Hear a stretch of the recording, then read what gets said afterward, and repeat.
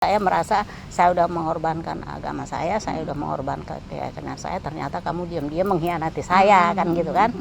Akhirnya ya udah, mungkin ini cara Tuhan untuk memanggil saya kembali. Ibu Elizabeth. Selamat siang juga.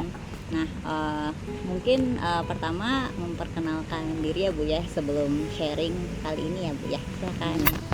Nama saya dari pemberian orang tua saya Krista Lucia. Krista Lucia Simatupang. Tapi berhubung saya pernikahan saya, akhirnya saya mengikuti suami saya ikut Muslim ya. Jadi ditambah itu alias Indriani Umi Salama. Tapi karena itu yang saya cantumkan di KTP, akhirnya jadi itu. Sebenarnya saya waktu dibaptis itu kemarin mau saya kembalikan lagi Elizabeth Krista Lucia gitu. Tapi kata Bu Siska, jangan Bu, soalnya kan berhubungan nanti dengan surat rumah, surat ini segala macam. Dokumentasi. Ya udah, sebenarnya saya kan agak beban juga di dalam ini saya. Jadi seolah-olah nama pemberian orang tua saya hilangkan gitu. Ternyata sih enggak, di kartu nikah itu kan jelas gitu. Krista Lucia alias Indriani. Tapi yang saya pakai itu jadi aliasnya gitu kan. Itu jadi agak kurang ini juga sih sebenarnya. Tapi pelan-pelan nanti.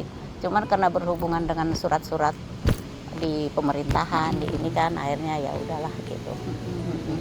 Makanya ini kan saya pakai simbol K gitu kan. Ini kenalannya dari Krista itu ya, Bu, ya. gitu. Tapi kalau dari teman-teman CAP kita manggilnya Bu Iya, Elizabeth ya. iya, Elizabeth nama baptis kemarin ya. kan. Aku ini ya Bu ya izin ya minta tolong, kan setahu aku Ibu tuh baptisan Katolik kan dewasa sama kebetulan sama nih kayak aku nih baptisan dewasa nih. Nah, kalau bisa sharing nih Bu, kenapa sampai Ibu memilih untuk baptis dewasa Katolik gitu loh Bu? Sebelumnya kan saya waktu itu masih Romo Edi ya. Sebelum Romo Edi pindah kan waktu itu melalui Mbak Tina di inilah ketemuan sama Romo langsung gitu, supaya Romonya nanya sendiri apa alasan Ibu memilih Katolik gitu kan. Udah saya ceritakan semuanya mulai dari awal gitu. Waktu itu dulu kan dari orang tua memang Protestan ya, Protestan. Cuman ditanya surat baptisnya saya kebetulan nggak megang gitu, nggak ada yang bisa saya kasih bukti gitu bahwa saya dulu pernah dibaptis gitu. Terus masuk akhirnya ke Muslim gitu kan. Akhirnya saya memang dalam pencarian saya itu selalu merasakan, dan kerinduan itu saya selalu di hati saya itu ada Yesus gitu. Cuman mungkin saya orangnya kan termasuk orang yang selalu ingin tahu, bukan ingin tahu yang negatif ya. Dalam pencarian saya untuk Tuhan gitu, gimana sih sebenarnya bertuhan yang benar-benar gitu kan. Jadi saya kayak dibiarkan gitu berjalan sesuai dengan alur pikiran saya gitu. Akhirnya sampai masuk ke sana, tapi di sana pun saya nggak merasakan sejahtera. Saya juga masuk gitu ya, masuk. Saya kan orangnya nggak mau setengah-setengah. Kalau saya masuk Muslim pun saya belajar.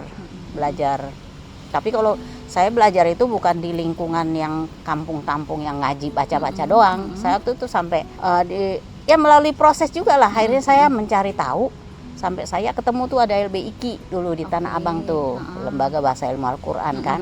Nah kalau di situ kan baca Al-Quran itu sesuai tajwid gitu. Nah saya masuk ke sana itu, cuman saya kok pertanyaan-pertanyaan yang ada di dalam hati saya itu mengenai kebenaran yang sesungguhnya itu, keselamatan itu kok nggak ketemu di sana. Nggak terjawab. Nggak terjawab. Jadi cuman kita disuruh menghafal, terus kayak belajar tata bahasa Arab gitu kan, mengenai cara membaca, cara ini. Tapi kehidupan sesudah mati itu ada apa enggak gitu, saya nggak ketemu di sana itu, belum ketemu di sana gitu. Jadi saya pada akhirnya kan dalam pencarian batin saya mungkin ya, kebetulan suami saya diam-diam juga menikah kan tanpa sepengetahuan saya, yaitu mungkin titik balik saya gitu. Akhirnya memutuskan untuk berarti saya memang harus kembali gitu. Mungkin ini Tuhan memproses saya jalannya ya. Karena kerinduan saya itu juga pengen mencari keselamatan yang sesungguhnya sih di dalam Yesus itu ya. Sekalipun itu dulu udah ada di dalam hati saya, cuman saya pengen tahu lebih dalam gitu seperti apa sih. Akhirnya saya dibawa lah itu kayak mengembara batin gitu ya. Mungkin wisata iman saya seperti itu. Pada akhirnya saya kembali lagi tuh ya, titik awal baliknya dari situ gitu. Jadi saya merasa saya udah mengorbankan agama saya udah mengorbankan keyakinan saya, ternyata kamu diam-diam mengkhianati saya kan gitu kan. Akhirnya ya udah, mungkin ini cara Tuhan untuk memanggil saya kembali gitu. Pada akhirnya saya memutuskan untuk kembali gitu. Iya, Bu. Memang perjalanan iman orang-orang itu beda-beda ya, Bu, ya. Itu. Ya, kayak aku juga kan sebenarnya dari kecil pun itu sebenarnya kan aku dari keluarga pernikahan ya, istilahnya kalau di Indonesia kan nggak broken home sih, cuman dari pernikahan campuran gitu.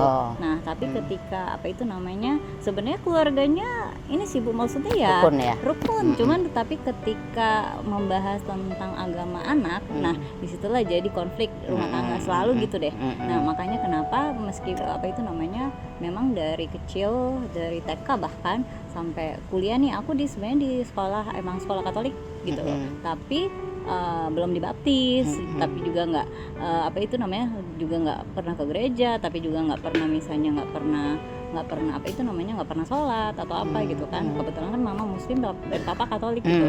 Jadi memang sebenarnya secara background agama Katolik pun aku tahu, tetapi belum ada kemantapan hati gitu. Nah, ketika pindah ke Jakarta sini baru apa itu namanya, udah seumur segini, terus kayaknya kalau masih kok kayak kesana kemari terus nggak ada kemantapan hati tuh kayak gimana gitu loh. Mungkin kayak tadi yang sharing sama Cik Karolin, ada rasa kosong gitu kan. Nah, makanya memantapkan hati, akhirnya memilih untuk dibaptis secara Katolik. Nah, makanya memang perjalanan iman orang setiap orang tuh beda-beda ya. Ada yang memang dari lahir dibaptis Katolik, tapi nanti setelah dewasa baru menemukan jalannya, memang beda-beda ya Bu ya.